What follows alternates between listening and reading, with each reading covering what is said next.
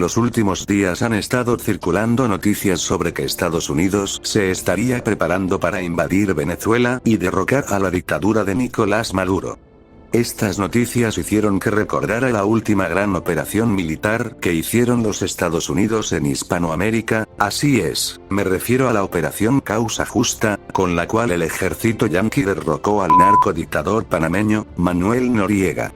El día de hoy veremos el contexto y la elaboración de esta operación, y analizaremos si algo similar puede ocurrir en Venezuela en un futuro cercano. Así que sean bienvenidos nuevamente a la historia incensurable.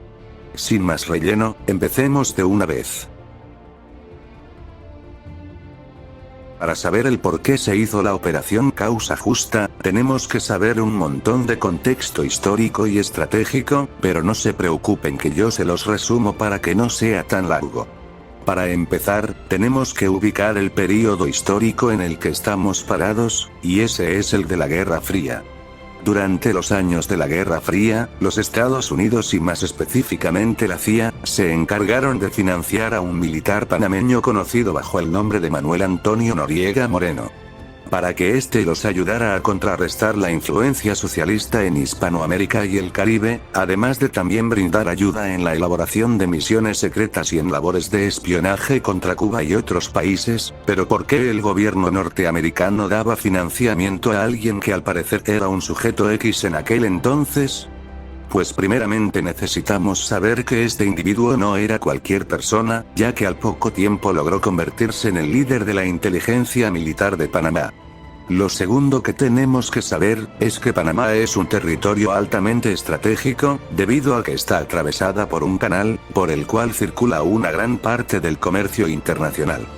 Aunque otra cosa que hay que agregar, es que el canal no siempre perteneció a Panamá, sino que pertenecía a los Estados Unidos, y este no comenzó a ser devuelto a Panamá hasta la firma del Tratado Torrijos-Carter de 1977, donde se acordó una devolución paulatina.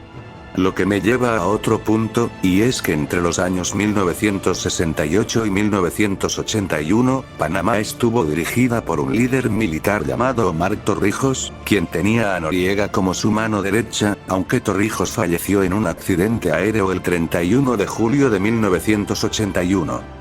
Por lo que esto último lo aprovechó Noriega para ascender al poder en 1983, convirtiéndose en el líder de facto de Panamá. Digo de facto ya que el poder de jure se concentraba en el presidente del país, pero el poder real lo ejercía el ejército panameño.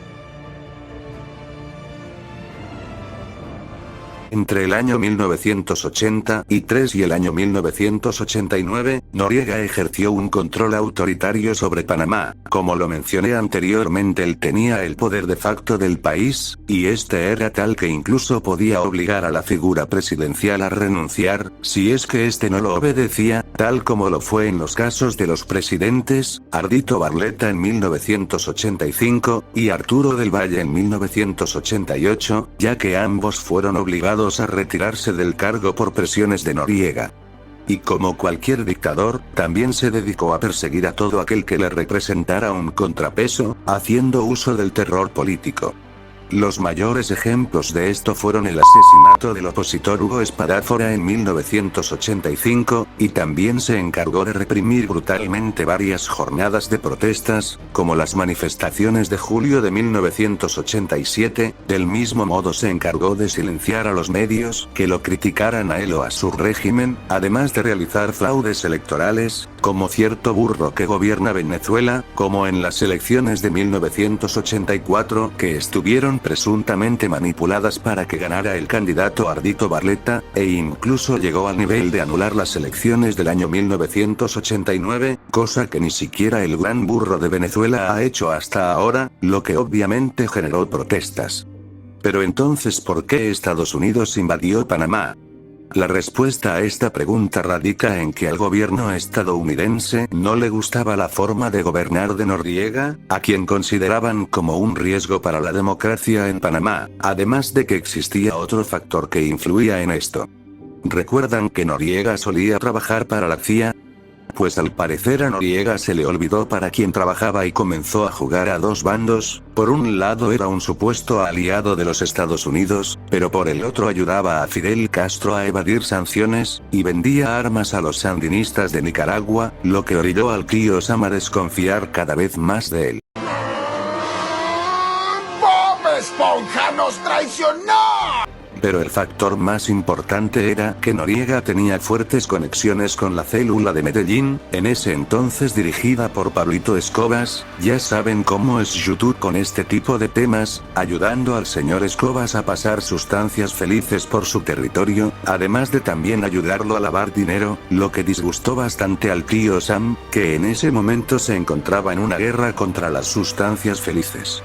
Además de que si Noriega se quedaba en el poder al menos hasta el año 1999, esto quiere decir que el control del canal pasaría a sus manos, por lo que esto era visto como una clara amenaza para la seguridad del canal. Pero veamos qué fue lo que hizo Estados Unidos antes de la operación Causa Justa. Si te está gustando este video, no olvides suscribirte, darle like, y activar la campanita de notificaciones. Continuemos.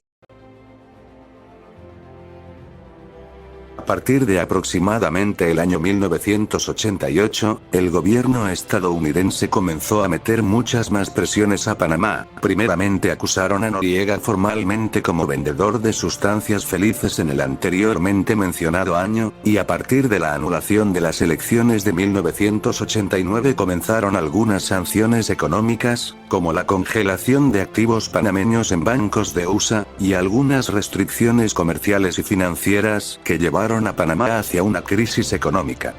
Al mismo tiempo, Estados Unidos comenzó a apoyar a la oposición, como por ejemplo reconociendo al ganador de las elecciones de mayo de 1989, Guillermo Endara, como el único y verdadero presidente legítimo de Panamá. Por lo que en septiembre de ese año, Noriega suspendió definitivamente la Constitución, y en ese mismo lapso de tiempo, el ejército gringo comenzó a realizar ejercicios militares cerca del territorio panameño, en la denominada como Operación Purple Stone. Pero todo escaló en octubre de ese año, cuando el militar Moisés Giroldi intentó hacer un golpe de estado contra Noriega, el cual fue un completo fracaso. Y el 15 de diciembre de ese año, Noriega declaró que el país se encontraba en un estado de guerra con los Estados Unidos, aunque no declaró la guerra formalmente, siendo este uno de sus mayores errores. Pero la gota que derramó el vaso, fue lo ocurrido el día 16 de diciembre, cuando hubo un pequeño enfrentamiento entre militares panameños y 4 soldados estadounidenses, dejando a un soldado gringo sin vida, lo que ocasionó la condena inmediata por parte de Estados Unidos, y fue utilizado como parte del casus belli para justificar la guerra, además de proteger la correcta aplicación de los tratados Torrijos-Carter, proteger la democracia en el país, y evitar que el canal de Panamá cayera en las manos equivocadas. Aunque existen teorías que aseguran que lo ocurrido el 16 de diciembre fue un ataque de falsa bandera, con el solo objetivo de justificar la guerra, pero todavía no se ha demostrado si esta afirmación es cierta. Ahora sí empieza lo bueno. A las 12:46 de la madrugada del 20 de diciembre de 1989, la invasión estadounidense de Panamá, conocida bajo el nombre clave de Operación Causa Justa, finalmente había iniciado. Aproximadamente unos 27.684 soldados estadounidenses y más de 300 aeronaves se prepararon para luchar contra una fuerza de 16.000 soldados panameños. La diferencia de poder era claramente obvia. Mientras Estados Unidos llegaba con soldados altamente entrenados y con equipamiento moderno, Panamá debía luchar con militares inexpertos y equipo recién sacado de la chatarrería.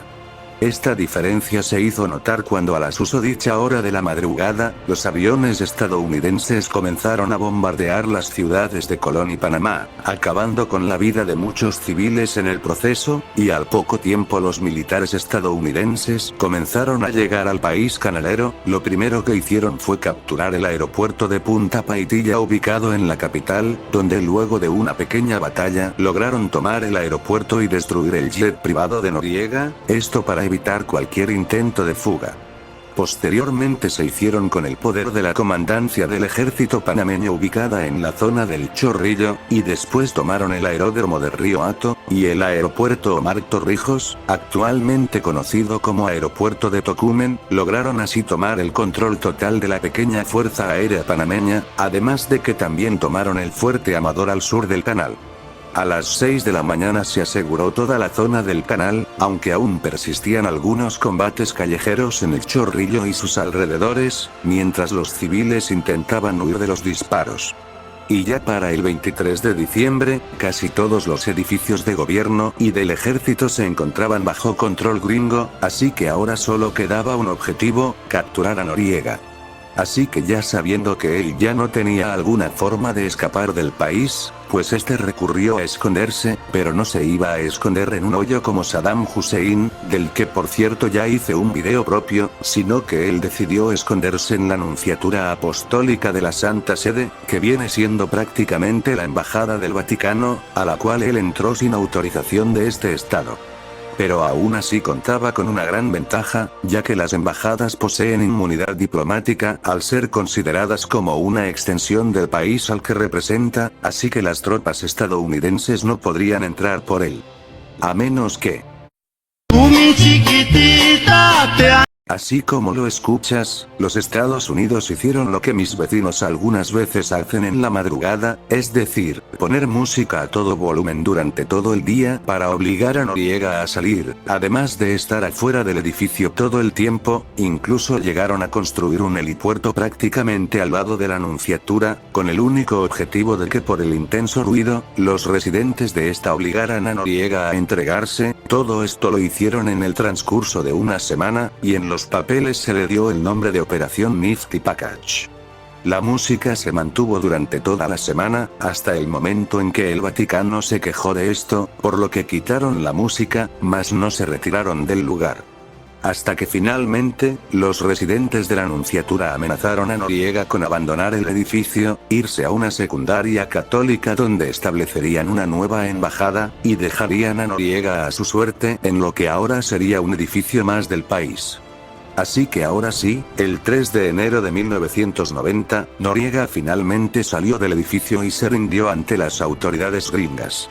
Después de entregarse, fue arrestado por la DEA, y extraditado al país de la obesidad mórbida bajo cargos relacionados con la venta ilegal de sustancias felices, en específico cierto polvo blanco que parece harina. Hasta que finalmente fue condenado a 40 años de prisión en una cárcel estadounidense, además de que también recibió una condena en ausencia en Panamá, que lo condenó a 20 años más, lo que suma ya 60 años.